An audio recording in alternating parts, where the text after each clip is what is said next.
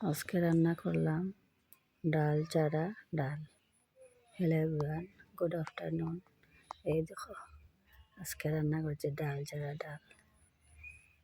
প্রথমে ছোটো আলুগুলো ভালোভাবে ধুয়ে সিদ্ধ দিয়ে চটকে নিলাম চুলে।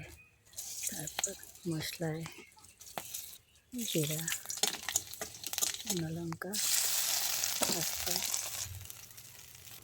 আস্ত গরম মশলা দিয়ে ভালোভাবে ভেজে দিয়ে পুরো ডালের মতো হয়েছে, খেতে কিন্তু দারুণ টেস্টি হয়েছে।